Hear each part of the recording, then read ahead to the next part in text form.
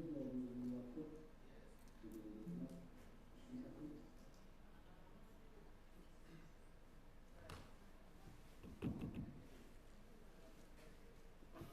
afternoon, ladies and gentlemen. I want to call the session to order. This afternoon, we are privileged to host the Minister of Local Government. And as you are aware, of local government plays a very important role in the implementation of the manifesto. Actually, over 80% of the key commitments, which constitute more than 90% of service delivery, are executed at the local government level. So allow me now to invite you to raise for the national anthems.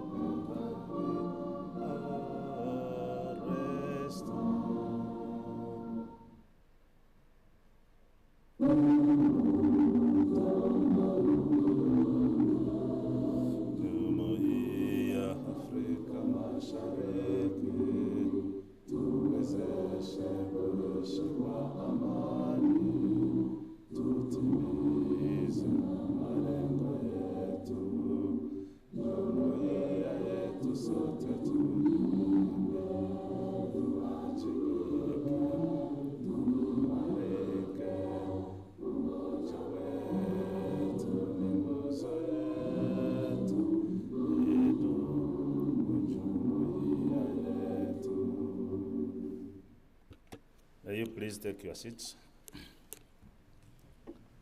The representative of the minister and your team, my name is Bashasha Willis, Director Manifesto and the Presidency, and on behalf of the Presidency, which supervises the monitoring of the performance of the manifesto, I take pleasure to welcome you and thank you for coming to share with the country on the status of performance of the different commitments under that docket.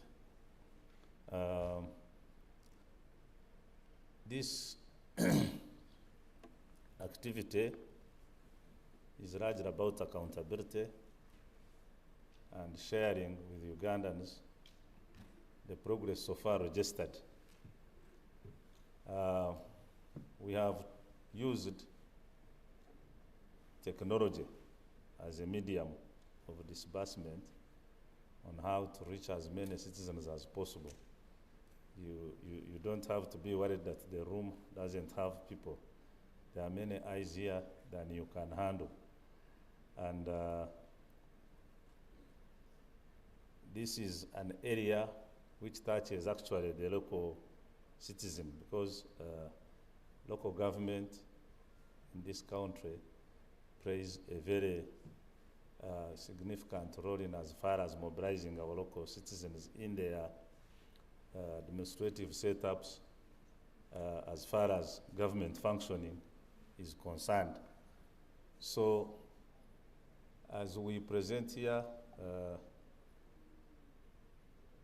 the representative of the Minister of Local Government, I also wish to inform you that your team, which you supervise, including the political leadership in the local governments, are equally trying to break down this presentation and inform the citizens on how each of these global figures that are presented here are reflected on the ground. If you are talking about health centers, so much a number by the Ministry of Health, at least each of the local governments should be able to say, these are how many we have been able to put in place in this given local government. So want to salute the efforts of the local government leaders as they also try to propagate this message so that our citizens can be able to appreciate how far we have gone. So after your formal presentation, we will have a few observations from the unit, and then we will also invite our partners, members of the media, to raise a few questions or observations, if any, and you will be required to make responses, and you are also at liberty to invite your technical team members to support in some of those responses.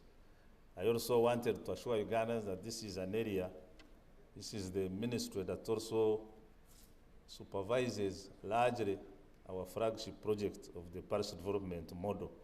So your presence here, I think, will also highlight to the country how the Parish Model is moving, and it should be able to excite many of us probably who are still doubting Thomas's on how far we have gone with our flagship project.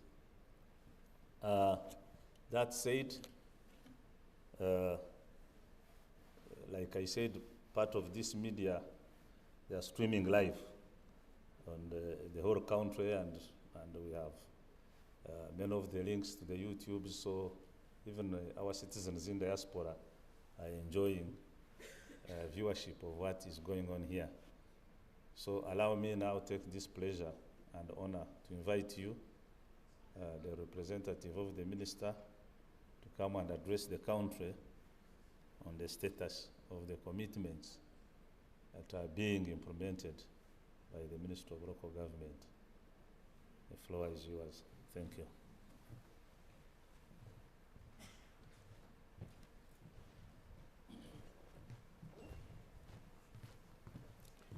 Yeah, thank you very much, Chair and Moderator. First and foremost, I want to bring the apologies of the two ministers. They are both engaged. There were a clash of high-level requirements, and when we tried to reorganize to another day, it was not possible because of the whole plan and schedule, and therefore they sanctioned me to come and represent the ministers and the political leadership and make a presentation on our performance on the implementation of the manifesto. First and foremost, I would like to inform viewers that the ministry's mandate is to guide, inspect, monitor, mentor, and advocate for all local governments in support of the overall vision of government to bring about socio-economic transformation of the country.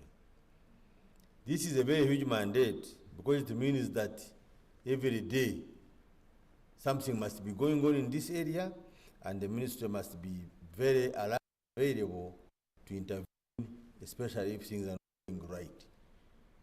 Every area is in a local government, is in a district, is in a town, is in a municipality, is in a village.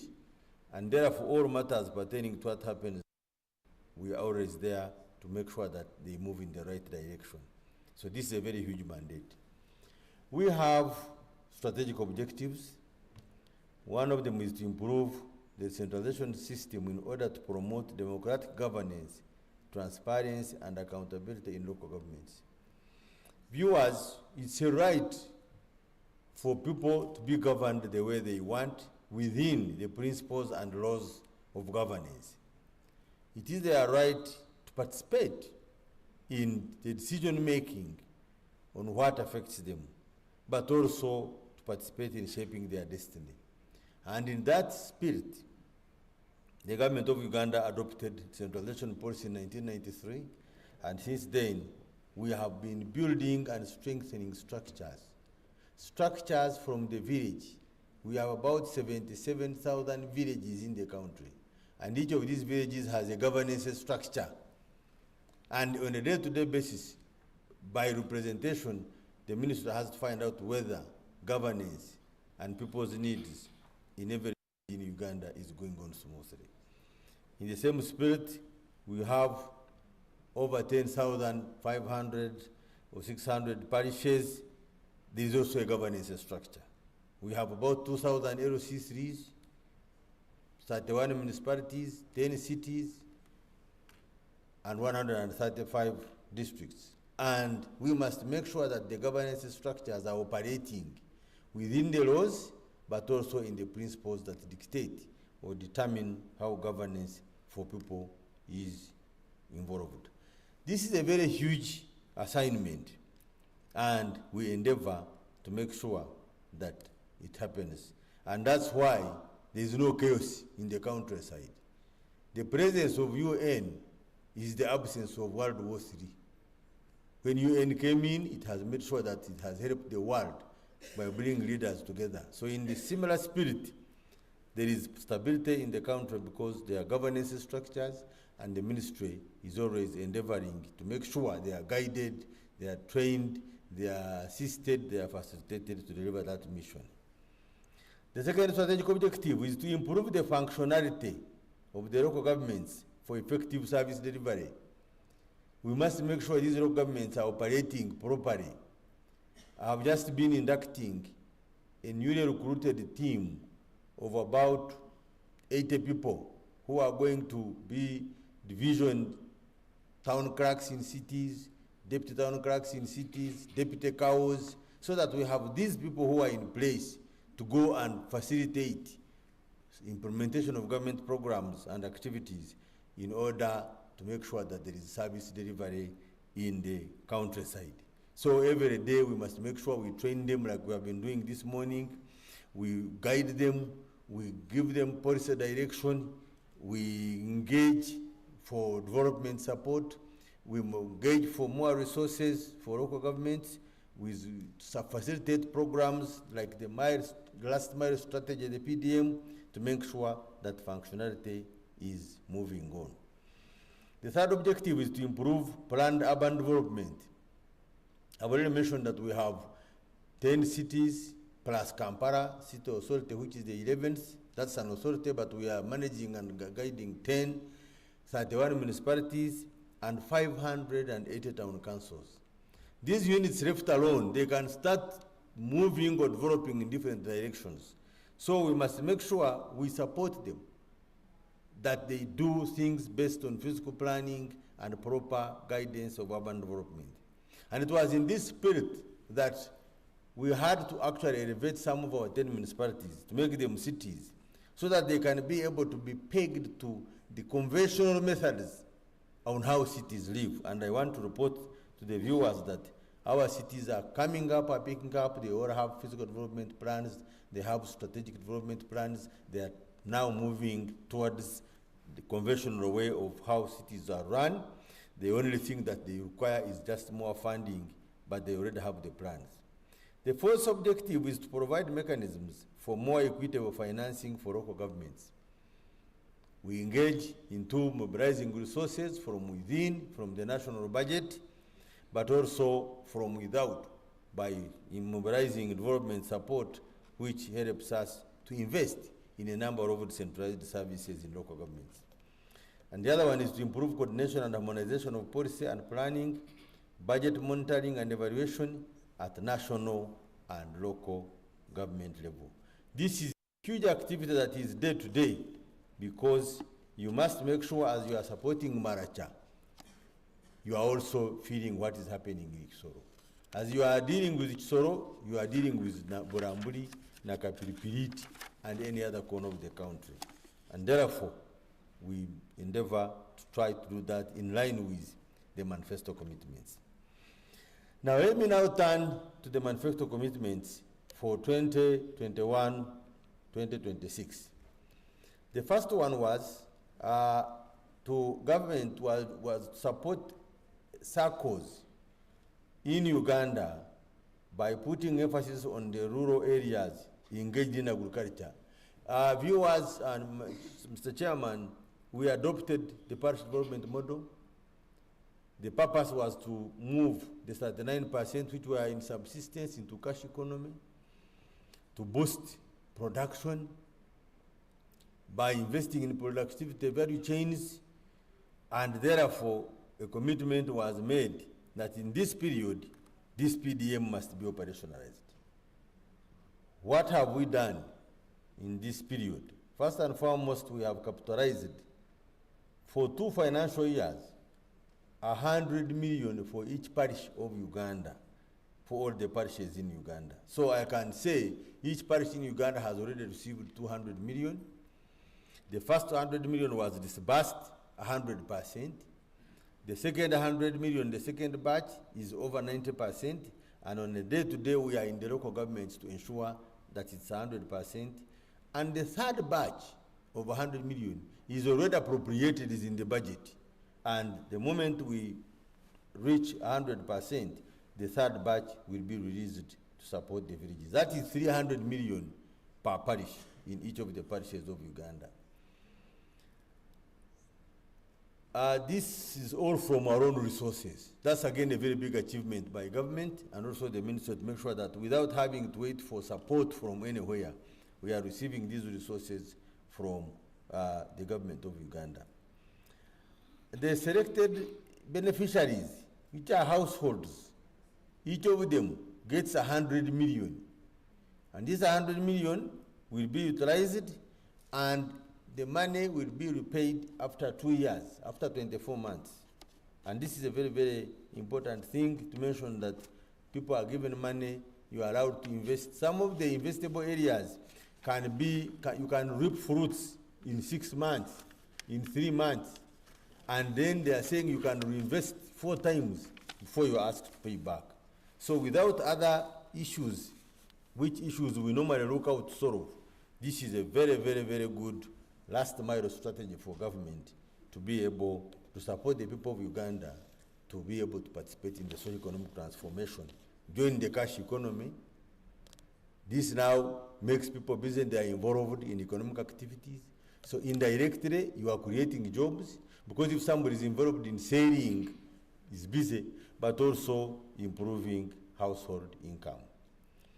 The other commitment was make sure that the government will support each circle. The same commitment, and I wish to inform viewers that in terms of participation in PDM, special interest groups were given their own slot in terms of percentages. And I can report that the youth are taking on 33%, women are taking on 53%, and PW do 3%. I wish to also report about where this money is being invested from now analysis of the operationalization of the program. In terms of investment, we have checked out the trend, and we have found that poultry is one of the highest multiplying investment for those who have any relationship with poultry in terms of either farming or can know that one. 238,608 households are participating in poultry. If you go to piggery, which also equally has a high rate and level multiplication, because one pig can sire up to 15 piglets. So if there are 2, there are 30. If you have very good survival rate, you can come up with a very big number. 239,640 households are involved in piggery. Coffee, which is also another big enterprise, 162,960 households are participating. And then dairy, 84,668 households are participating. And we are now trying to capture data on the involvement on food crops, because that's one of the 7 areas, then the fruits, and then the fisheries. Because we have already had some investments there, but we are now working out on getting the statistics. Mr. Chairman, the third activity we have already done is that PDM we have now propagated the message of PDM. We have mobilized and we have made sure that PDM is now recognized internationally as a strong homegrown mechanism of coordination for sustainable development goals implementation. Because we are talking about addressing poverty, PDM. We're talking about addressing hunger. We're talking about uplifting the status of women and a number of other SDGs. But also, most importantly, we are operationalizing the theme of SDGs, of no one should be left behind. Because PDM says, those 39 who are in subsistence, now you come to the cash economy. So we have successfully made it get appreciated. We have addressed international forums, and we have got a lot of support. In terms of structures, we have already established structures. In every village, there is a SACCO. The SACCO has a SACCO committee and subcommittees which handle the resources. There is a parish development committee which is comprised of the chairperson of the village or ward, the parish chief or ward agent who are the secretaries, and then we have the chairperson for women for the parish, chairperson for youth for the parish, chairperson for the elderly, and chairperson for the disabled. And these four correspondingly are secretaries of those portfolios at the parish level. So you can go and execute business as heads of the interest group councils, but on this side, they are part of the parish executive committee. And then the chairperson of the parish of the NRM of the ruling party is also a member of the PDC. And this is to make sure that now when they are supervising or monitoring the performance of PDM, they are already integrated in all the structures at the parish level. Communities have been mobilized and sensitized at various levels, at the political level, technical level. People have been mobilized, and now everybody talks about PDM. If you just go anywhere and talk about PDM, you will get an answer, and most times you will get a positive answer. We have carried out training and capacity building as guided by His Excellency the President, that PDM investments, like any investments, but specifically must be based on a Chibaro or profitability analysis, where you calculate how much you put in for this, and you calculate and you make an analysis, and you already know what profit you are going to make. And actually, for selecting the 7 I mentioned, which is coffee, piggery, poultry, fisheries, fruits, dairy, and food crops, Echibaro was carried out. And those, there is no question about it, has been scientifically analyzed by our teams at all levels in government, that this one will bring out the profits we want. And we have already seen the successful stories. We already documented them, and some time back, UBC was running them for the country, and I'm sure a number of you were able to see them. We have also developed and deployed the Parish Development Management Information System and its subsystems. Data is now being collected and used to categorize households that are subsistence as the ones to benefit from the parish revolving fund. So this is not just done anyhow. It's not done administratively. It is done scientifically. That everything is analyzed, data is used, and therefore decisions on PDM are informed decisions. Now, as a result, private suppliers have picked keen interest in the PDM inputs required by the farmers. The beneficiaries have a choice to make in preparing the inputs rather than receiving inputs supplied. When government was supplying inputs, people would just claim that they came late or what. But now the farmers were liberated. They know when they want to plant, and they go and choose the inputs as long as those inputs dealers have been certified by the relevant authorities. You are all aware that PDM is highly monitored and supervised. You have seen as the president right now has been sub-region, he has been in the sub-region, he's going to Karmel sub-region. He is monitoring and PDM becomes a success. The Right Honorable Prime Minister, Deputy Prime Ministers, everybody has been there.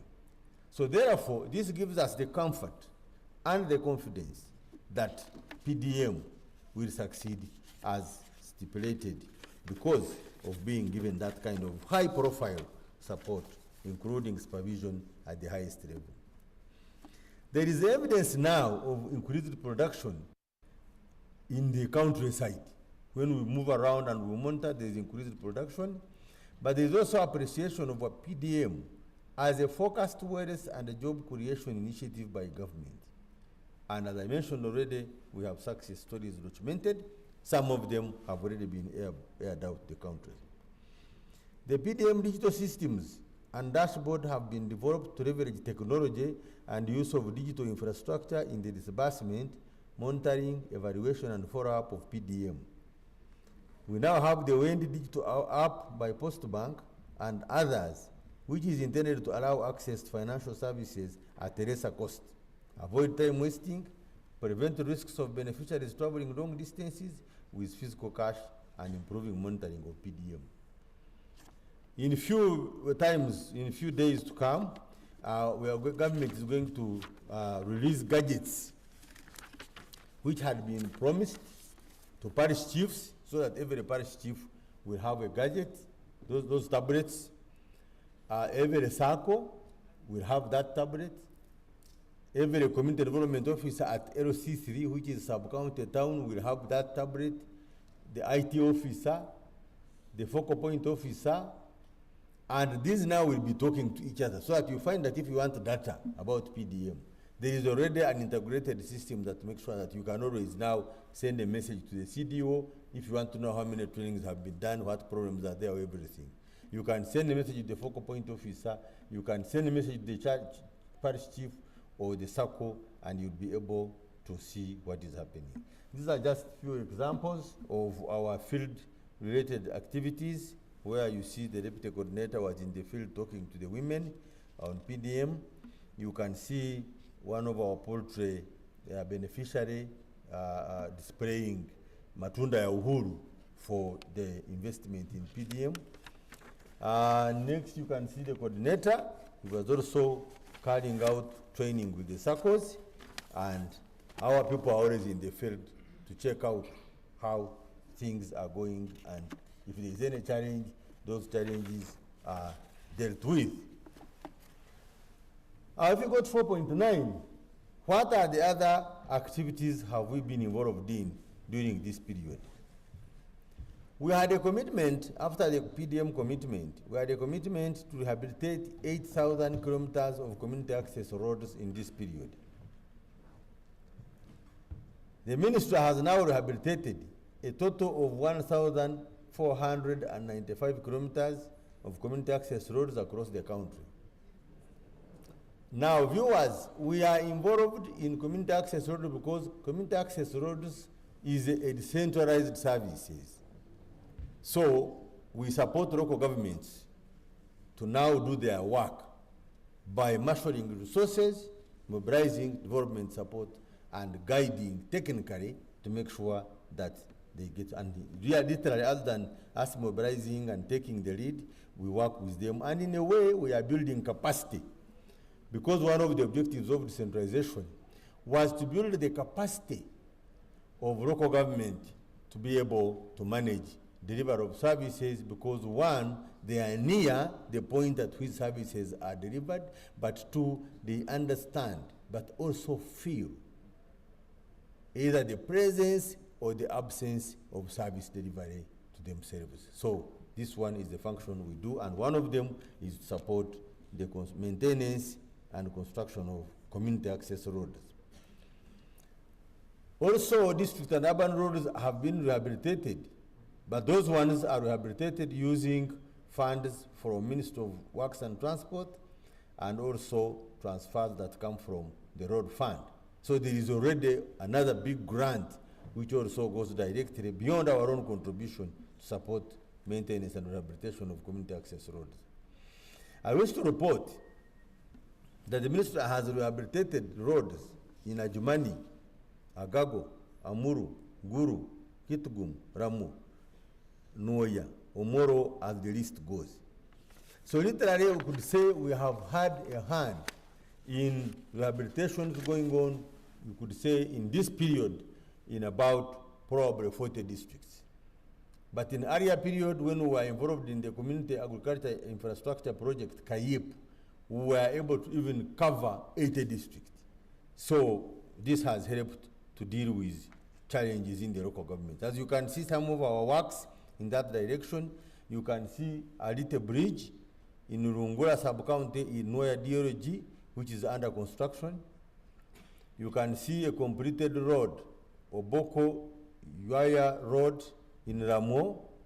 You can see a well-constructed Agoro Bridge in Oboko Road in Ramo. Sometime back, I went on a 30-kilometer road in Omoro district with about 8 big bridge crossings. And I was told that 30 kilometers had never been linked. You'd have to go 5 and then the road breaks down and you look for another way of going around. But through this intervention, we were able to finish a 30-kilometer road, and that is a very big connectivity for that district. Just some details. You can see the roads we have done in Ajumani district, totaling up to 125 kilometers. Agago district, I already mentioned the districts, totaling 87.2 kilometers.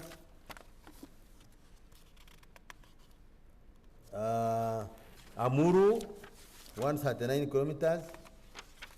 Gulu, 156 kilometers. Chitugum, 140 kilometers. Elamo, 150 kilometers. Noya, 106 kilometers. Omoro, 67 kilometers. This is the road I mentioned, the Otema Public Primary School, Adak, Ochin, which I said was 30, but it was 31.3 actually. Pader, 143 kilometers. Then we have also done these roads. You can see Albitong, you can see Kumi, 2 roads. That was another program. The other one was also a different program. Katakwi, we've done this road, Kabarore, Chenjojo, Bunyangabo, Chibuku, Gomba, Nakaseke, Ntoroko. So if you go to another slide, you will also see a list of a number of roads we have made. I don't have to continue mentioning names. You continue and you reach number 38, where we did this Kamama Central Gem made Pawich Road. Now, the other commitment was for us, not directed by us, because this is government through Ministry of Works, but was for us to make sure that the 14 districts also have road equipment. This is a joint responsibility. The budgets go through Ministry of Works, and I'm sure they reported on it. So I wish to inform viewers that the additional road construction equipment for the benefit of 14 districts was procured and handed over to local governments in May. However, them, unlike the others, got only 2 equipments.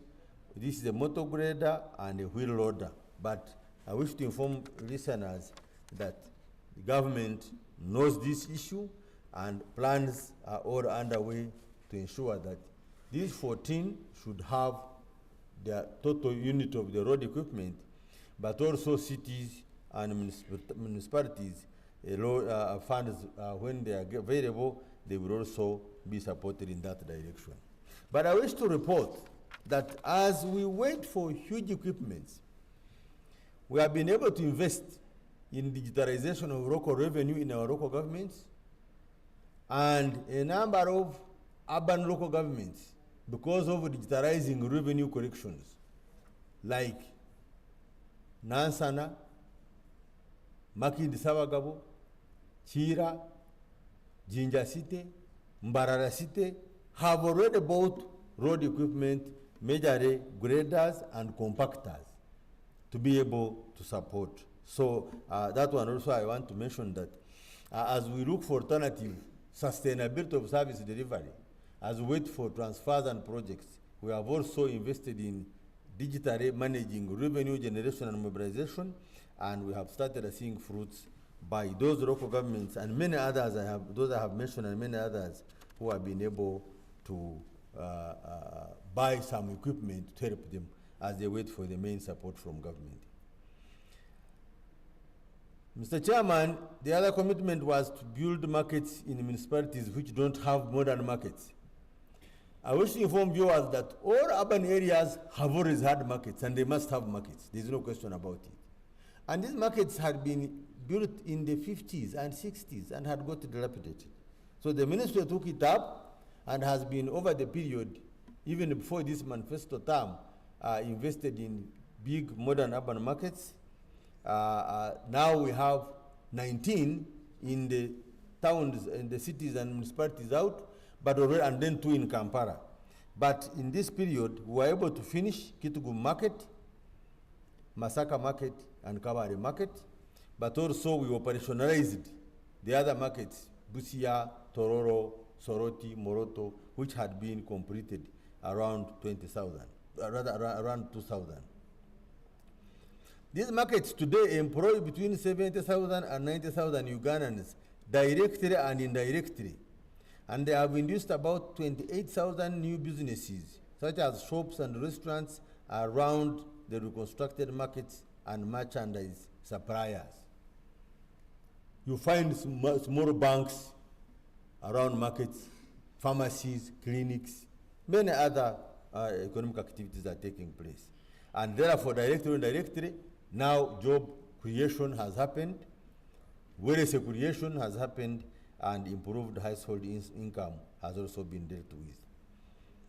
I wish to report that in order to manage waste, again the ministry, following by having prudent measures, when we are implementing these markets, we are very, very strict to make sure that we use as strictly as possible the money available, and we see whether we can secure savings. I wish to report to viewers that the Kabale market was built out of the savings because the loan was meant to be for 11 markets through calculations of the consultants and everybody and projections.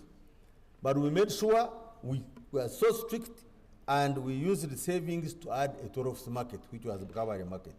So that one was also something done because of, you can use good management, and this good management can result into resources by saving. But in addition to the 12th market of Kabale being on savings, we made more savings, and we also bought 12 garbage collection trucks to manage waste around the markets from the savings of the loan, which was for 11 markets. So we bought the 12, and we have actually used the balance of the savings to make designs for another 18 markets to be ready for construction when funds are availed by government. In addition, also to promote integrated management of the productivity value chains, we invested into 3 high value addition facilities. One is in Arua with a capacity of 500 metric tons. We have one in Soroti with a capacity of 1,000 metric tons, and one in Busia with capacity of 3,000 metric tons. I have personally visited the one of Busia, and production is going on. They are able to produce animal feeds, they are able to pack and produce grades of maize flour, and they are already engaged in both internal trade but also export of that maize. So that one shows that the project and intervention is successful, and the same also Arua has started, and Soroti is in the final stages of being operationalized to start carrying out that work. Just this show that we have made sure we have made sure vendors are in these markets, and recently we moved along across all the markets, the 19, to clean up some of the people who were in the markets against the Markets Act of 2023, which Market Acts provided a number of legal directions. One of them is that a vendor must have only one store or one place in the market. 2, no vendor is allowed to subrate to anybody. And in fact, in those markets where we found anybody who had who had passed on, rented it to another person, we gave it to the person who was renting. Because by that act of 2023, that person who subrates does not qualify. And I wish to mention that also having the Markets Act was a very big achievement, because somehow, somewhere, we had not had a markets law. The markets were operating within general laws, but now we made sure we had a Markets Act, which is now in. So you can see the number of vendors, and now, after cleaning up, the right vendors are the ones in these stores who qualify, and it adds, as I said, on wealth creation, job creation, but also improved household incomes. This is just a picture of one of the markets, Soroti City main market, and most of them are also looking like this one. Very beautiful, arranged. And the biggest area served, 100%, is the ground level, where agricultural produce is catered for, and which was our main target. But then we said, you will not have done integrated plan if you only provide for agriculture, because the people who are dealing in agriculture produce will need to also have other services. And the intention was that they should not have to leave their business to go and have these services. So we added in shops, pharmacies, clinics. We also added in daycare centers. I think today I was reading one of the papers that daycare centers is going to be a policy. And for us, in those markets of ours, we have daycare centers. So we're already ahead in trying to provide for that need. We have also, Mr. Chairman, now, other than those big markets, got involved in construction of 11 market structures, which are smaller. One in Albutong, Bunyangabo, Gomba, Kawarore, Katakwi, Chibuku, Kumi, Nakaseke, and Toroko. To support the vending community. You have already seen the vending community. And you have already seen really the environment and the structures of those vending communities on the roadside. So this intervention was to help them, give them the right working environment for them to be able to do their business successfully. We also designed a program which was specifically targeting the Rwenzori region. And in this program, we have been able to support a number of investments. As you can see, these are 9 districts plus 2, 1 city and 1 municipality. But we have been able, as you can see, to construct a number of support infrastructure, like a coffee hara, shelters for Harugarant and cooperative societies. We are now supporting those cooperative societies. We have procured 2 coffee haras for those 2 societies. We have constructed Busunga Town Market at the border with DRC.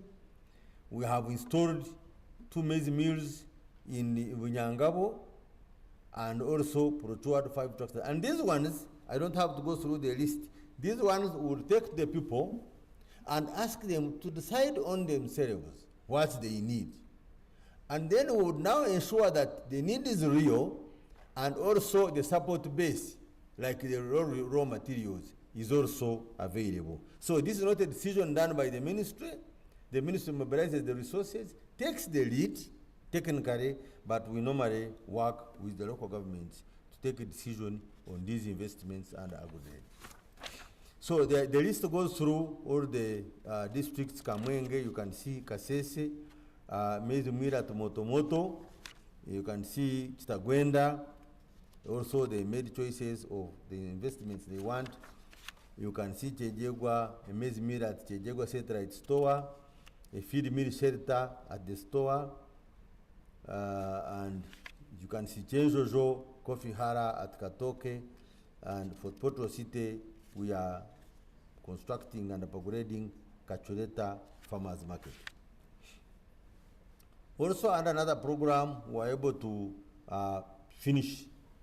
I've already mentioned about the 3 value addition facilities, but we have also been able to put up market sheds. Katareka Mesi in Nakaseke with 60 stores. There's a market shed in Albatong, 80 stores. Ochomongin in Katakwi, 80, as you see the list. And this is not just to come and put a market anywhere. You go and rehabilitate and reconstruct an existing dilapidated market. You put the right environment to support our vendors. Now, Mr. Chairman, the next was a commitment for improving the human resource for the health sector. I wish to report to viewers that the NRM government has continued to recruit skilled health workers in a phased manner. To date, the position of district health officer has continued to register an increase in staffing levels, because now we have over 80 district health officers. Because if you don't have the head, you even have no one to analyze where the problem is at the lower level. So we have been increasing, and now we have 82 DHOs, and a number of adverts, if you have been following, because we have been engaging and now we have wage, have come up, and we call upon the qualified doctors, please respond to our adverts. We have actually run through local governments a number of adverts for heads of departments, strategic areas, natural resources, DEOs, DHOs, planners, and others, but I just want to touch those four because we need them most. I appeal to Ugandans, please come for these jobs because they are about four benefits. The first one, you are serving your country. The second one, you are operationalizing your professional training. The fourth one is an employment. And then the fifth one is that you also is making a contribution directly or indirectly to the people of Uganda. So, so now, and also we've been mobilizing resources now as government, and our biggest contribution for us is to make sure service commissions are in place to do the recruitments. Now 130 out of 135 have operational district service commissioners. 9 out of 10 cities have operational service commissioners. So that's our job, because service commissioners expire. But our job is to make sure as they expire, we have mobilized it, we have done everything it takes, and they are replaced and they are able to do the recruitment. Also, we have been making sure that we must have the principal human resource officers. Those help now because they are the technical hands in recruitment. So we still need some. I think we have about 87 secretary to district service commissions. That means we still need about 38. We have about 104 principal human resource officers. We need 31. And so we are calling upon people, when these jobs come up, please come for them, because we need the technical hands to be able to carry forward the agenda of strengthening local governments for improved service delivery. And of course, our other job is to do inspection, to make sure we are in the local governments to cause compliance to the rules and to deal with issues. Now, there has been an issue raised about corruption in service commissions. We have issued circulars informing everybody about the rules that apply and the punishments and sanctions that are pegged to it. We have also instructed local governments that for every advert to run, they must put there a corruption-free statement clause and mention that there is no money which should be paid, and that in case anybody asks for money, they should report. And we have even listed for the offices, IGG, State House Anti-Corruption, Ministry of Local Government, Ministry of Public Service, including even the RDCs and the DSOs, so that people get information. And we hope that two things is going to happen. The first one is that we'll make it difficult for somebody who has issued an advert saying it is zero corruption and there is no money involved to come and say, for us here, there is money which must be paid. I'm sending a message to Ugandans, no one should accept anyone to go demanding for money, because this money, no one wants that money. The only thing is that people who are wrong are the one involved in that business, and the only way is to fight them using the existing laws and regulations. I have always presented in various forums that no one should say there is this corruption now because there is district service commissions. Wrong people have always been there. In 1659, Thomas Hobbes argued that human beings potentially left alone without regulation are always culpable, temptations for selfishness and wanting to take advantage of everything themselves. And he argued that the state is the only one which should come in defense of the people and deal with the human beings by regulating them, by controlling them, by putting their safeguards, and if now there is a need beyond that, then they now take on these people, criminalize them using courts of laws and deal with them. So we are determined to deal harshly with that problem, and we believe that with those and many other proposals, we shall get results that we want. Mr. Chairman, the other one was to deepen democracy. I already mentioned that local governments are governance structures. It's their right to participate in shaping their destiny. It's not that it's given to them on a supply-driven model, but the state must make sure they must do it well. Because I've told you we have so many horizontal across the country. And therefore the ministry has strengthened accountability functionality of councils by ensuring the following. One, all councils have appointed local government public account committees which consider internal audit reports. We have a structure in the decentralization system to look at internal audit reports, auditor general's reports, and committee reports. And this structure, their recommendations are not questionable by anyone. In fact, the law says their recommendations must be implemented by the chairman or mayor or town clerk or cow. So we already have where to start from. If we got to learn that really they made recommendations and they were not implemented, that is a breach of law. And we have regulations on how to deal with those things. The only challenge we have been having, their funding is low. So we are appealing and negotiating and trying to mobilize that their funding should be increased so that the committees work as expected. Councils are regularly updated on the ongoing investigations by IGG. When we get investigations by IGG reports, we follow up as Minister of Local Government to ensure accountability. And of course, when you put accountability and transparency, you save resources, then you are deepening democracy. Councils also regularly monitor projects implemented within their jurisdiction. Local government councils are meant to participate in inspection. Now we are encouraging them that even if you cannot inspect the whole district or the whole sub-county, at least you inspect where you come from. Now it is only the district chairpersons whom we have not given transport, but I wish to report to Ugandans that we gave a motorcycle to every LC31, 2,000 of them, LC3 chairpersons, for purposes of monitoring and inspection. So viewers, if you don't see LC3s inspecting or monitoring, then it means that is a breach of covenant from government, because that's why we gave them that facilitation. For LC5s, preparations and other preparatory activities are underway. Decisions have already been approved. We are looking for resources also to facilitate them with transport to make sure that they can also have the means to reach at health centers, to reach at education facilities, to find out where bridges are being constructed, roads are being constructed, so that we can take them on. We can put liability on them that they didn't do it, which is very difficult now, because when you talk about not supervising health centers, they say, how do we reach there? Now you start now going for a draw. Of course, we are continuing for make sure that critical staff are appointed. I already mentioned that the number of adverts have gone up. We supported, as I mentioned, LC3s with motorcycles, but also LC1 and 2s with bicycles. And this was even related to climate smart transport mechanism, because bicycles are not dangerous to the are climate friendly.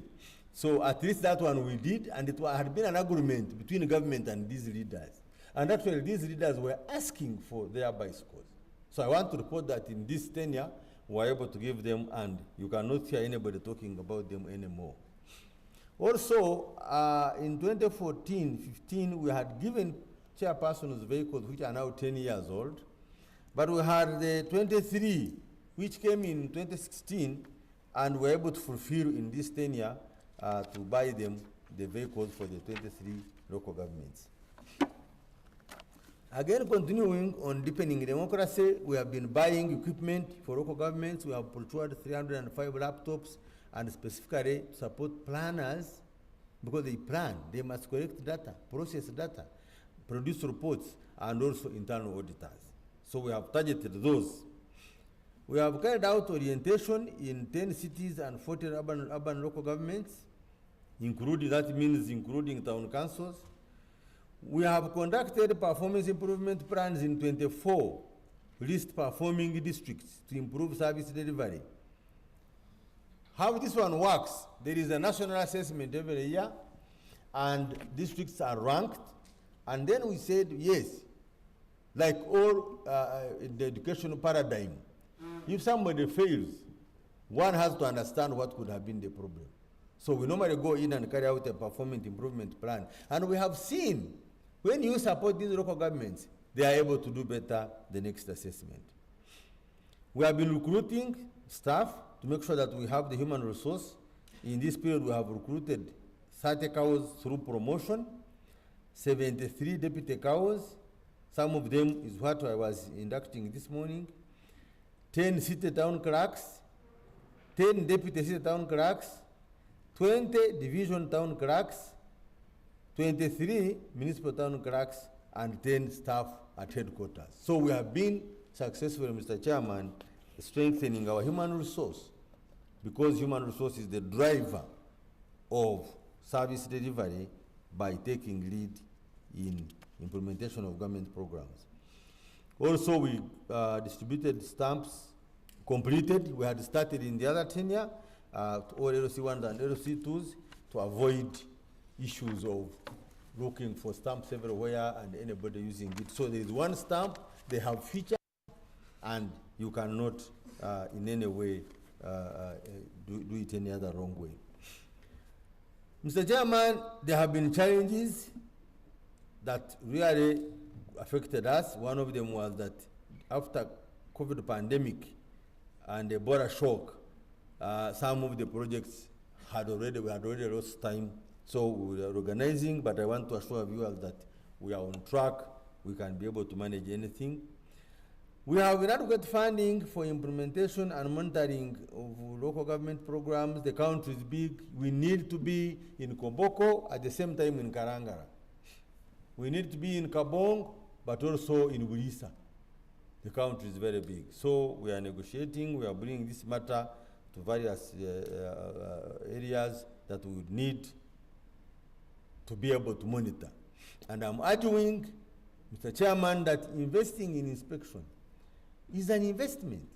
It's not a consumptive matter. You are investing in to defend money, to guard resources, to look for results. So I want to appeal that in this issue, resources for inspection and monitoring should be given, because as I mentioned, if we don't do that, we now allow people to be susceptible to those temptations that had been argued very many years back about society and about human beings. Mr. Chairman, poor weather conditions normally affect completion of these projects, especially where we are doing those bridges and roads. We have protracted procurement processes which are long. There is always a very complaint about that one, but this one can be dealt with, especially that the laws were reviewed, and we are also now correcting views to be able to continue reviewing the procurement laws to quicken, because our target was that 3 months would be enough to start and complete a procurement. It shouldn't take more than that. Finally, Mr. Chairman, I wish to mention that in doing all that, we still have low staffing levels in local governments. That one affects the sector. Right now, I have only 71 district planners out of 135. Okay, we have run adverts, but my dream is that there are 15 jobs in the local government, which I would want that we look for ways to have them filled without any question. And these 15 jobs are, first, the 9 heads of departments. These form what we call the District Technical Planning Committee, the think tank of a local government. Many times when there are shortfalls, if you don't have that DPTC, District Technical Planning Committee, DTPC, then you have no one to plan and think for you. So we are saying that each district must have these 9 heads of departments, and these are DEO, DHO, Community Development Officer, Head of Finance, Planner, Natural Resources, Commercial Officer, Engineer. They are all 9. And we are saying in addition to those 9, every district must have a Head of Internal Audit.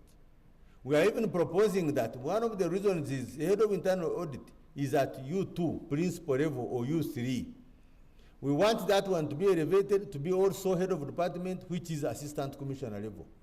Because now we have a principal is the one now questioning and querying somebody who is higher. So we have made that submission and we expect positive results. Then the head of procurement. Every district must have the head of procurement substantive, district, city, municipality, water officer, communication officer, and the principal human resource officers, who are two, one in the service commission and one in the mainstream. We have also proposed that the service commissions must have a unit with 3 officers, a secretary and 2 officers under them. What are we trying to ensure? When the secretary service commission is not in place, the district or city has to borrow. This person comes in and goes. So we are saying, in the event that the principal is not there, it should be the senior who is in that unit who should take over matters of recruitment. So we are happy that we were able to get some wage, but we are now currently doing an analysis to know how many are still having a wage problem, who cannot recruit the 9 heads of departments, the 6 division heads, and of course other critical staff, most importantly in the health sector and in the education sector. Mr. Chairman, with that support, I have every reason that the Ministry of Local Government and local governments can be able to deliver on manifesto commitments. If you go to the last picture, I think I'm showing what some of the success stories. Continue. Mrs. Natkunda Aren, continue. These are our markets, these are our garbage trucks.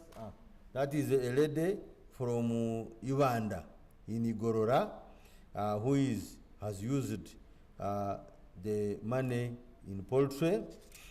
And then the last one is somebody who is also involved in piggery. But we have many of these stories. At an appropriate time, Mr. Chairman, or the viewers, and the National Coordinator for PDM is here, Honorable Garauzi. You will get a chance to add a few things that you may need. So I want to assure viewers that the ministry is committed, has all it takes in terms of conviction, preparedness, human resource at headquarters, but with challenges in the local governments, to support the manifesto implementation. I submit, Mr. Chairman.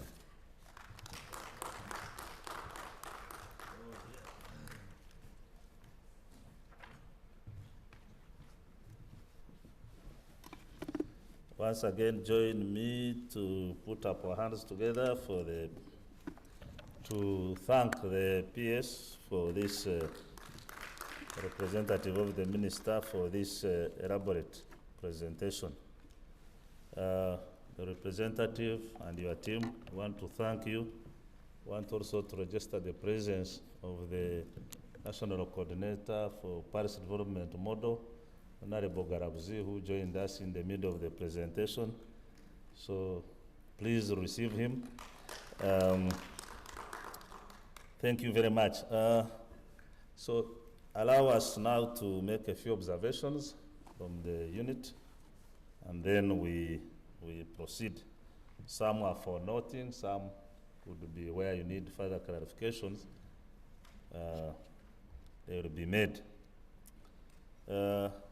The unit wants to congratulate the ministry in terms of the different initiatives that have been taken to ensure that the manifesto implementation is on course. As you are aware, and as he had ably explained here on the mandate, local governments are the cornerstone of service delivery in this country, and they play a valuable role in ensuring public participation in planning and monitoring of service delivery. And since many of these commitments at the campaign level, they are pledges, but when we take over government, they become blueprint for service delivery. And therefore, the local government plays a very big role in ensuring that all those now are put in practice, or they are implemented for purposes of achieving the desired outputs and outcomes.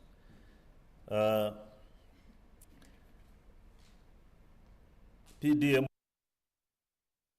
for the NRM, one of the key flag projects,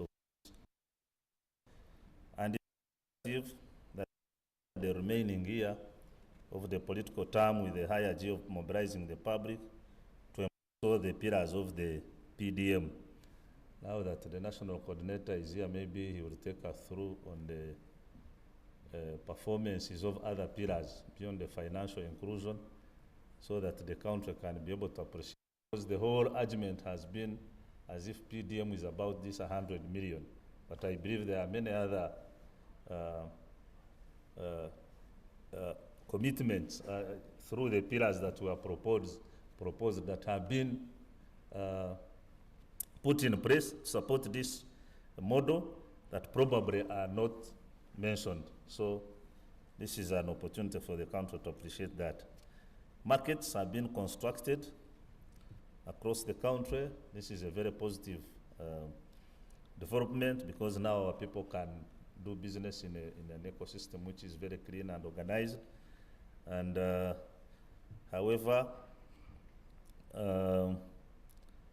the management of these markets, the PS, representative of the minister, still pose a challenge that needs to be addressed to ensure inclusivity.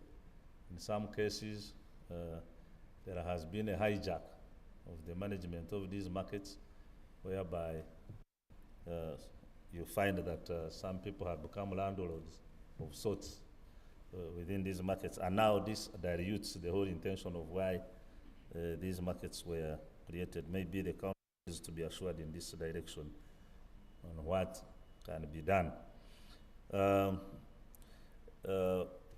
The representative of the minister, the 4-acre model. Yesterday we had a presentation from agriculture, and they gave us their side of the story. But as the supervisors of this proposed way of how our households can improve productivity at household level, maybe need to be mobilized and encouraged in how this model can be taken up and popularized, now that we have a challenge of acreage, land acreage. So not everybody may be engaged in commercial agriculture, but we can utilize this model to upscale the agriculture production and productivity. The functionality of the new administrative structures, I think you touched on this: cities, municipalities, and sub-counties. There are still gaps of staffing and operationalization. I don't know whether all of them that were created have been made operational. Even, I think in some cases, we have had reports where there are parishes which are hanging there. I don't know whether their creation is also to the knowledge of the ministry, but sometimes when I think we're in the east, you know, and one of the leaders was raising that I have some parishes which are not captured in the national recorded program, you know, and therefore they do not receive PDM money. Now we are wondering when were these created, and if they are really in a true existence, when will they start receiving this money? So it is important that this is addressed as soon as possible, or if it doesn't exist, then it is cleared, so that you have the data which is nationally known, that these are the numbers, and they are coded, and they are therefore the right beneficiaries of this money according to the financial architecture. Then the training of local leaders has remained an issue, and you have touched about this. I think there is also a problem of financing, but also mindset also of our leaders. I was once in local governments. I know even when you take down the training, our local leaders, they are more concerned about allowances than the knowledge that is being brought to them. So it's something that we also need to address as a supervising ministry. Staffing levels, we want to identify with you on this issue. We have moved the whole of this country. We cannot talk of improved service delivery when some of these local governments not only lack the key, those nine you are talking about, but even generally, you find some of the local governments staff strength is well below 40%.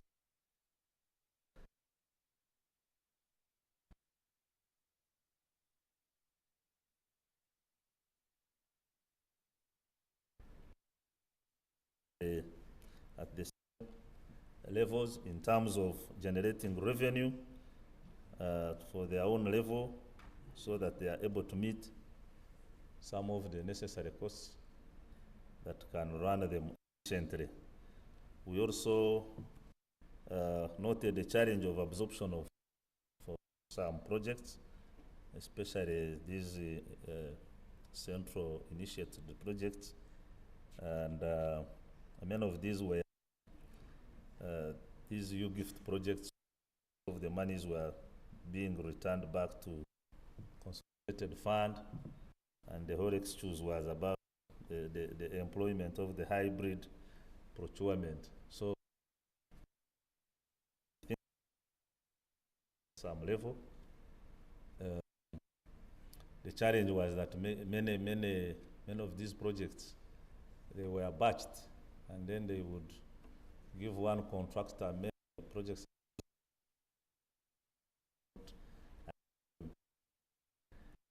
allow to time. So it is our wish this is resolved so that these infrastructure commitments can be completed, hand over, and then take over the bigger picture. If they are health centers, if they are seed schools, they need to be matchers. You may find these are, you have dual supervising responsibility. The health is supervising health centers, the education is doing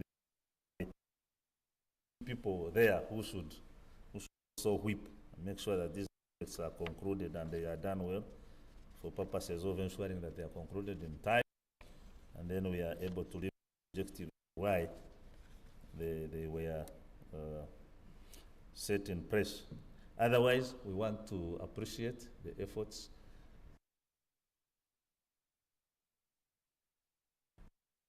in terms of performance that you have with us here, and I would like now to invite our they have an observation question so that we conclude the session.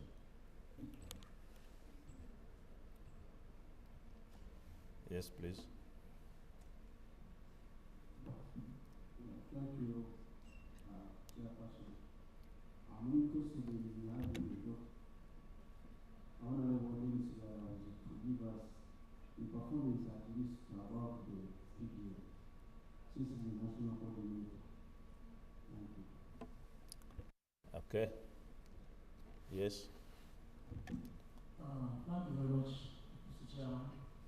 I'd like to appreciate the PS of the Ministry of Government and the Mayor NRM Manifesto, and I have seen the great work that has been done in the store market, and probably also some to highlight the issues of people who are taking over the shops, and they are coming from different angles.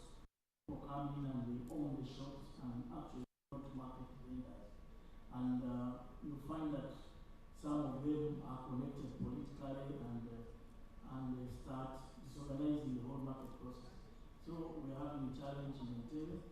Number two is the issue of the tax pack has taken long, it has not opened up, and maybe the PS can also highlight on that and why we have taken long without having that tax pack open.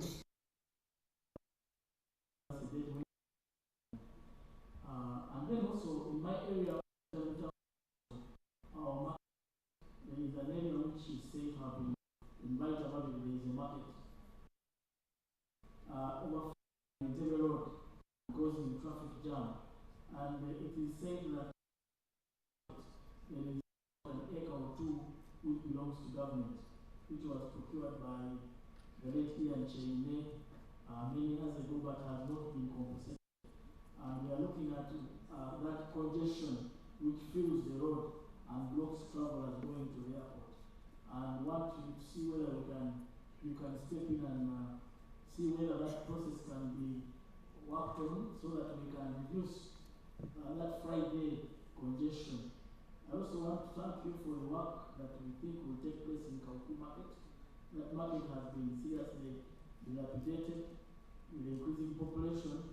There has been a big stampede of vendors in that whole area selling fruits on the roadsides and streets that flood. But I think that we got, I want you to comment whether really and when will that market be built and constructed. Thank you. Yes, for the great work. Okay. Where? Okay. Just a minute, just a minute. Can you advise your friend that switch off? Yes. Thanks, Mr. Kinumani, for the presentation. It looks, when you look at it, it has substance. I'm not manager. But down there, service delivery, when it comes to service delivery, the local government officials, most of them, they ask for a kickback to do their work. That's one.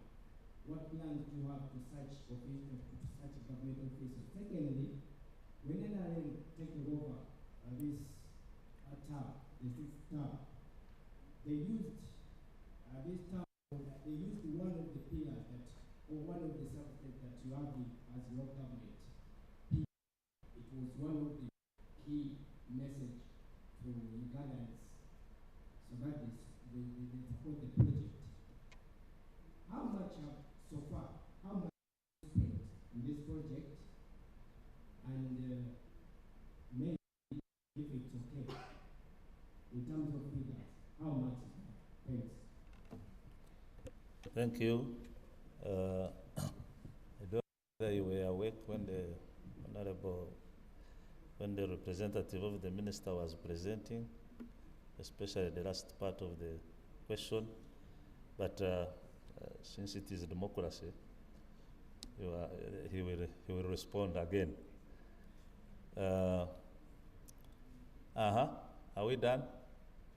Yes.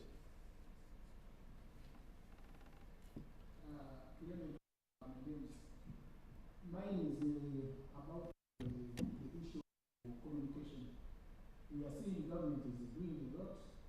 From the time I've been here, with all the presentations,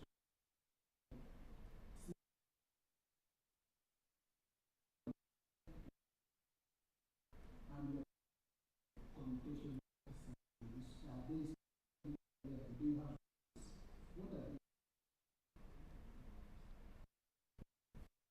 And who you are and whom you represent, communicator.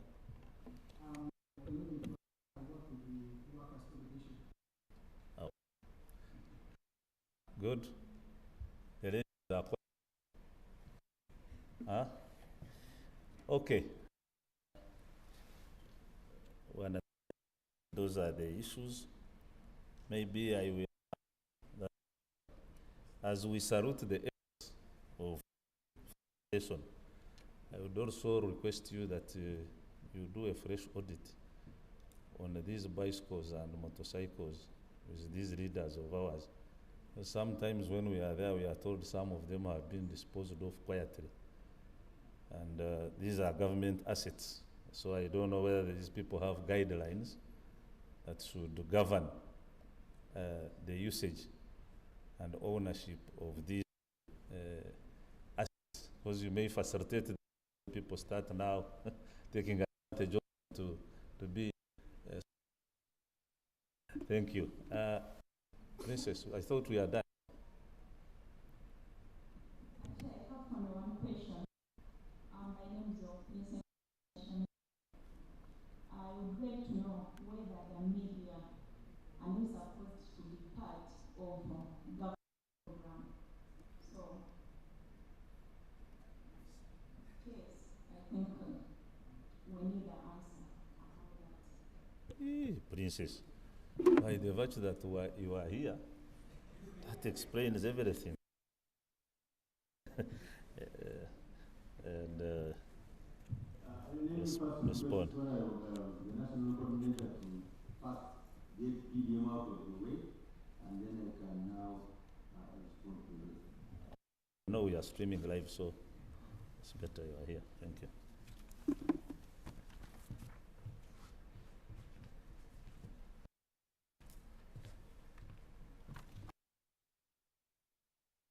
Thank you very much, my good friend Willis Bashasha, the director of the implementation unit, and all of you, good afternoon. I'm sorry I came in a bit late, but nonetheless, the PS has made a very good account for PD. So I'll just get straight to it. First of all, by putting your concern out of the way, PDM is all about financial inclusion, and yet it has 7 pillars. That may not necessarily be true, but I'm going to talk about it. And of course, I will also answer the questions that have been raised by media. I wanted us to go back, and I'm sure you started off by giving a small background about the manifesto and the NRM and the Historical Mission. Because at every beginning of a manifesto, writing the manifesto, they give a background, and I'm very sure in the background, in the abridged version of the manifesto, that background is very clear. And NRM ideology is, of course, the historical mission that His Excellency keeps on talking about. The one of prosperity, strategic security, and African brotherhood. Now, with prosperity is what we are talking about right now. And that is where the issue of socioeconomic transformation stems from. So for the purpose of the viewer out there, I have to give that small background. There is one thing that confuses many people, and His Excellency has kept on trying to explain it. There is a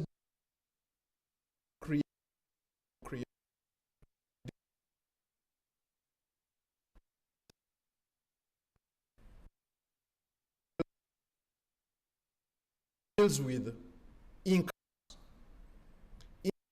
of individuals. And service delivery deals with all these other things, and I think he has put it very clearly in the local language of Gaga, development, and wealth.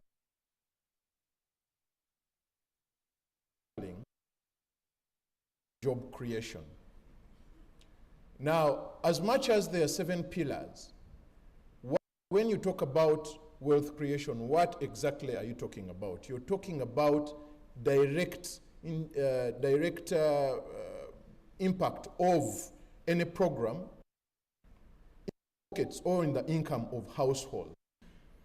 So, Uganda to have income in their pockets or income in their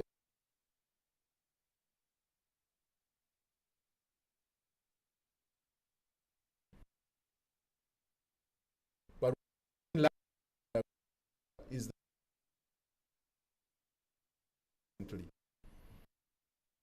commercialized. Why is it commercialized? Because people have issues that they're talking about. They talk about, but and then so one of the pillar of the PDM is agricultural value chain development, because it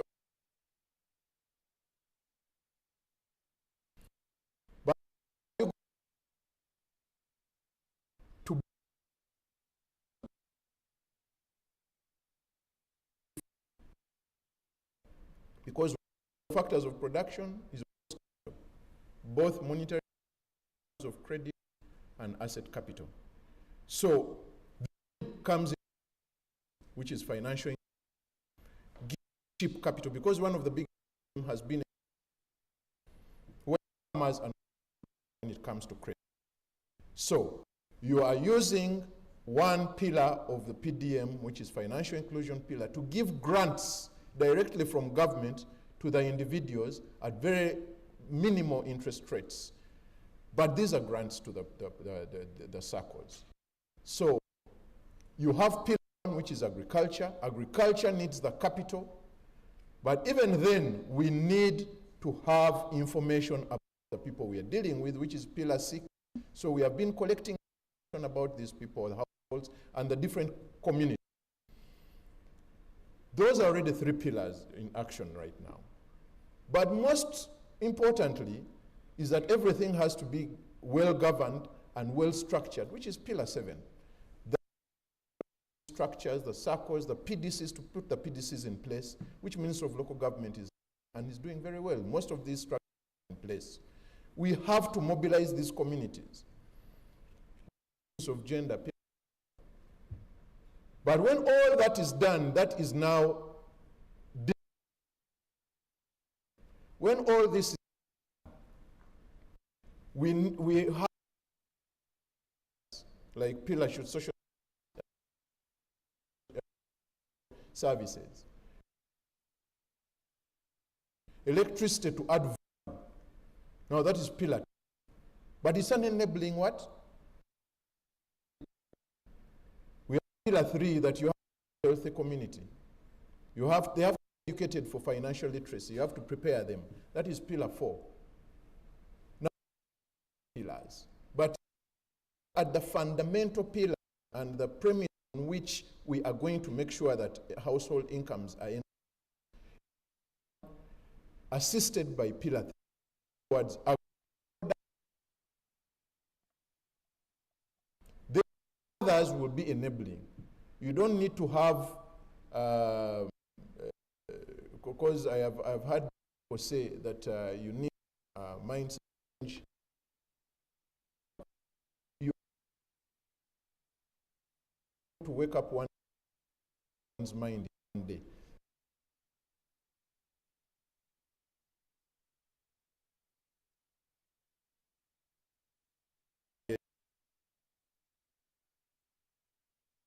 Their premise agriculture, which is well financed. So that's the pillar 1 and pillar 3. Now, it's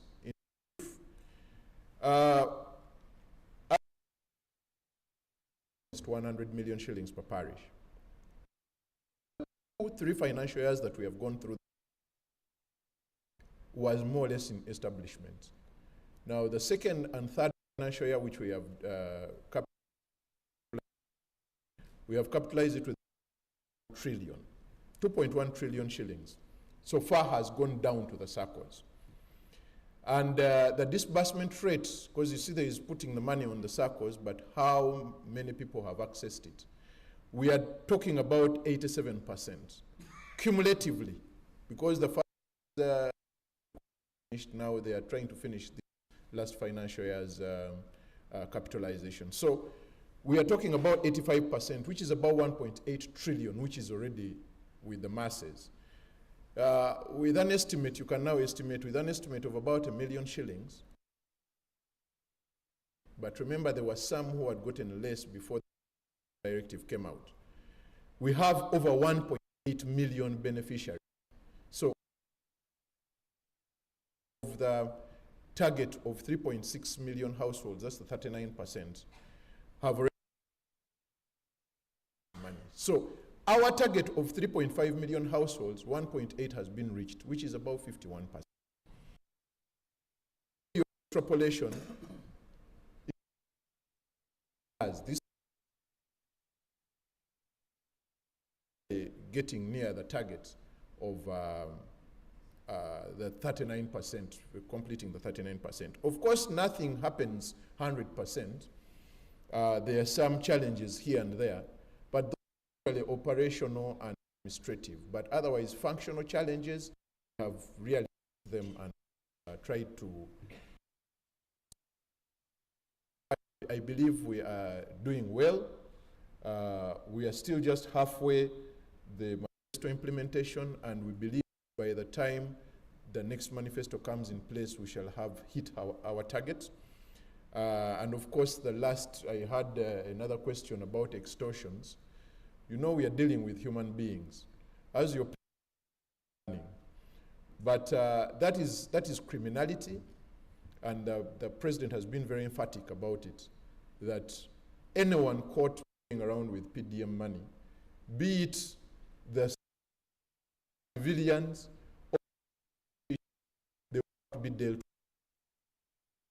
But otherwise, I would encourage Mwananchi down there, because curbing this vice of briberies to get onto the lists of the beneficiaries, and all these vices that have really that we are succumbing to, can easily be dealt with, but they can only be dealt with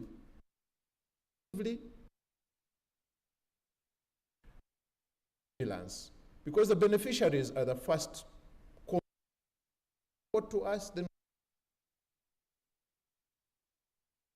everyone out there, if there is anyone who is trying to extort money from you,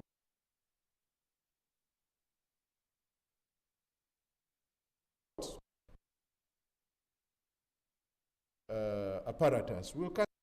There is the other.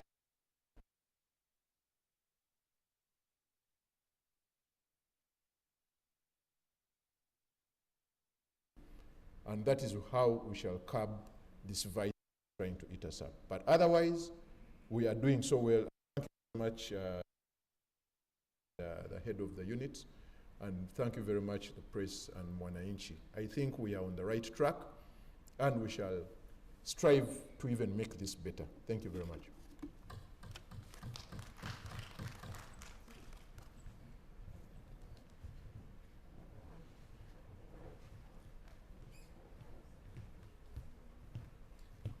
Yeah, thank you very much, Chair, and thank you, National Coordinator. There were a few issues. One, for Ekamodo, we support it wholesomely, and our hope is to have local government fill the vacancies of extension staff. That's their job. With extension staff are not working. Now, our message to the viewers would be, let us know. If no one is supervising them at that lower level, the Ministry of Local Government is there. So if we can know that they are not working through the media, through other channels, we will deal with it. But otherwise, extension staff are there. Half of the need of the country is recruited. Their salaries have been enhanced. There is no reason. They all have motorcycles, so there is no reason why they cannot reach the farmers, support them on PDM or the 4-acre model. But of course, as a ministry, we support, and that's the only way to go. Functionality of the new structures, as I already mentioned, other than staffing, each new structure that were created, and we're able to have money allocated.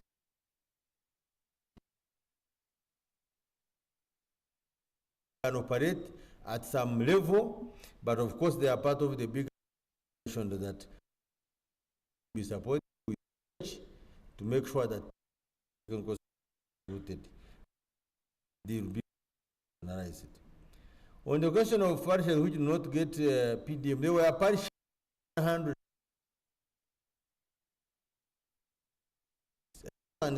had been to be effective in 2022.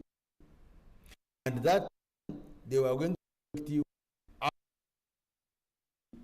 over C1 and 2. Now, along the way, the law providing for interim elections was repealed. And therefore, now there was no law for interim elections where they would be officially as leaders of those parishes. So,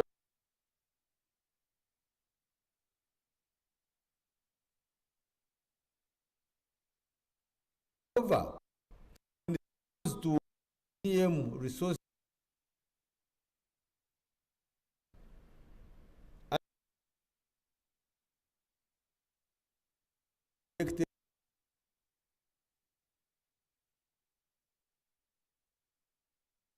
DCs. So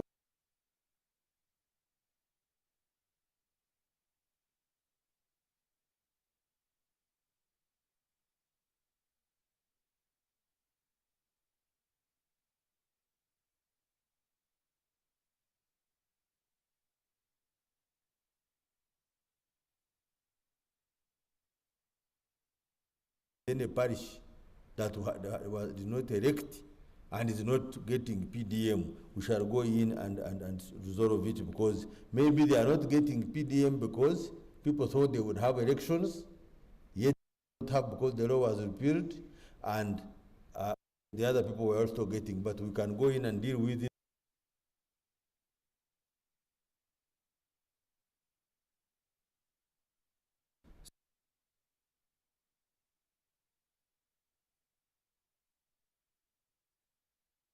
That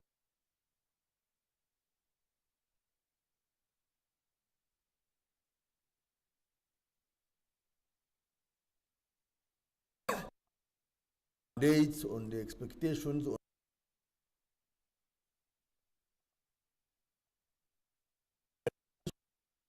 induct at district level and every level. But this time around, little resources, we are able to train. We don't call it full induction because we would spend like a week.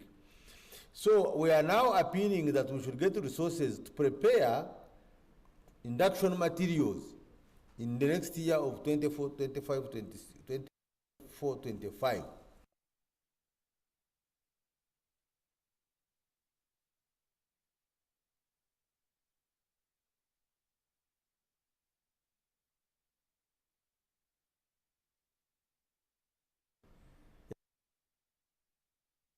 We have of 80%. 80% get out and we get new ones. Maybe 60% at LC3 level and going downwards. So we get new people. But these people have been elected by their people to represent them. And on our part as a government, we want them to be able to support the government in being able to supervise and monitor government programs. So, Mr. Chairman, we are saying this time around we must get resources for induction. And I'm sure we are almost getting there. Absorption funds by projects, this one normally would depend on a number of weaknesses. One of them was that rotting, which we argued, and I think it was agreed that the project was ending, but with any phase that is coming on board, this rotting will not be repeated. I personally went and found a contractor who was in Gulu, in Amuru, and Moro districts. Certainly, muscle to the 3 districts which are apart at the same time. So that one has been understood, and it is going to support for inspection and monitoring. This is in our mandate to go and ensure that we supervise. You remember traditionally to be road gangs, and you would find there Nyampara. He would be even having a whip. He was talking to them, but he's also whipping them if they for them to work. So inspection helps to whip, and therefore I always appeal that resources for inspection, for monitoring, for supervision should be seen as an investment, because it causes us to get more returns from the other investment finances. Market stalls, I've already mentioned, the Markets Act has resolved all those issues. You must have been a vendor to be allocated a market space. You must be registered, and you must operate in that store. And the law allows us, and it's even in the law. If you find that you are not working there for 2 months, the law allows that the committee allocate others applicant. So then you are not allowed to operate. When we find that you have subletted, take it away and give it to that person. And as I've mentioned, we have been in all the. So we have literally cleared all those issues.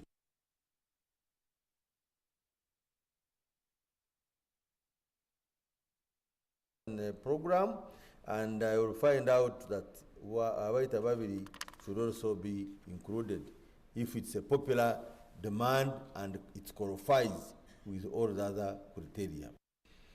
Cyber kickbacks, the people don't report to the relevant authorities because government has enough machinery, but of course information is key.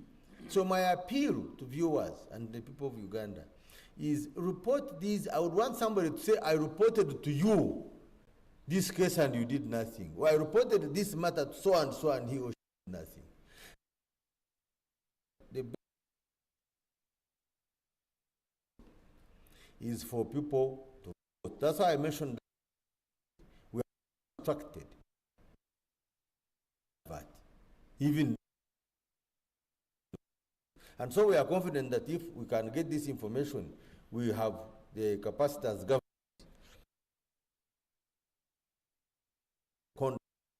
which but account and people. We want information, people must come out to be able to help so that these misbehaviors. Audit of communication. Right now, we held meetings with communication officers, and we found that actually 100 districts out of 175 have substantively appointed them. But they raised the issues of facilitation. So we are in discussion to see how we don't want facilitation to be put on the forefront of anything. With this digital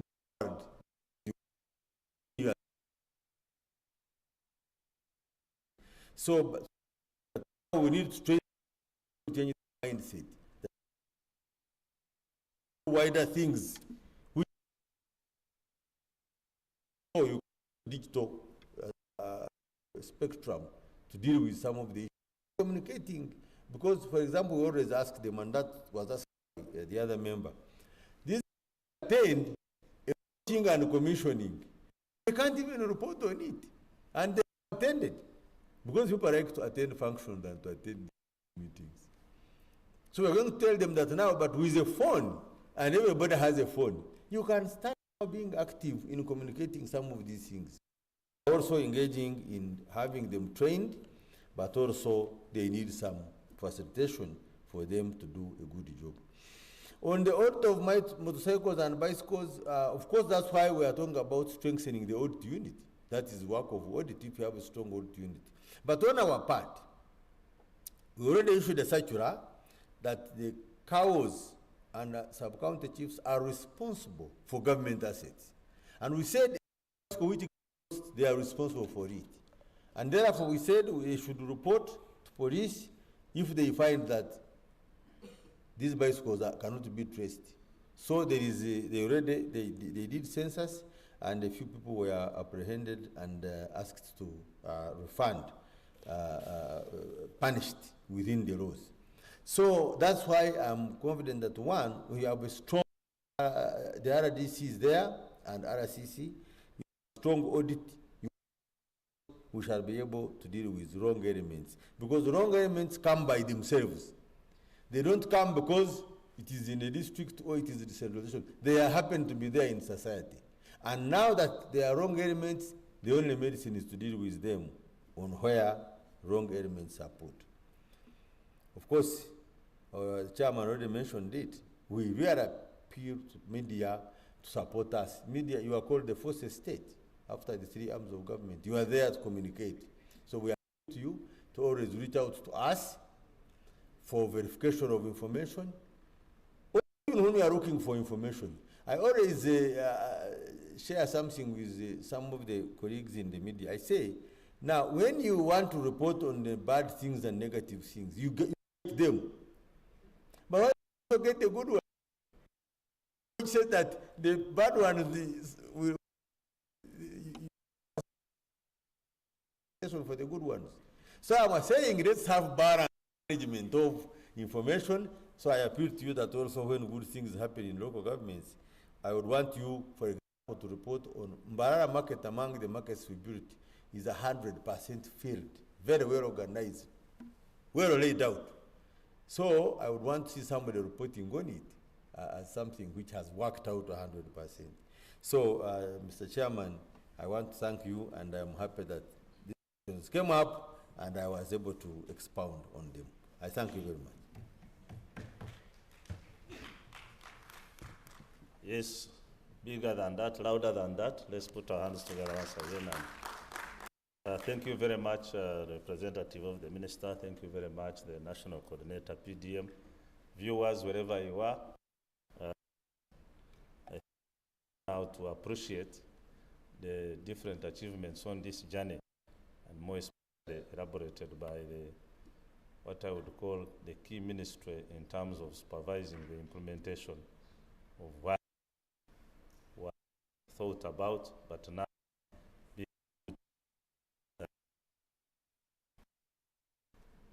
this end, and we thank you as usual, our partners, the media, and all our viewers wherever you are.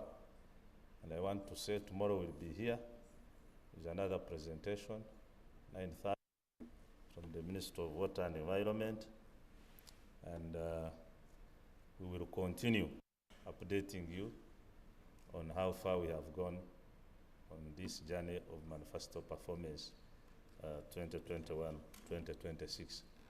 Allow me now to invite you once again for the national anthems in the reverse order. This session is hereby officially closed.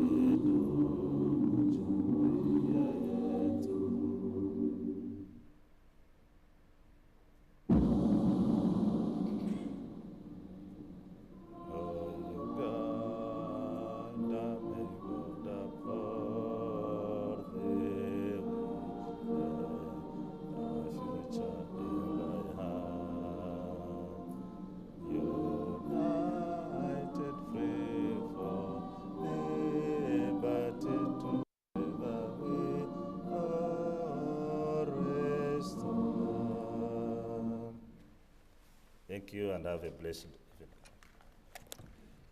Oh, we shall invite you for a photo opportunity, Mr. P.S. and your team outside here.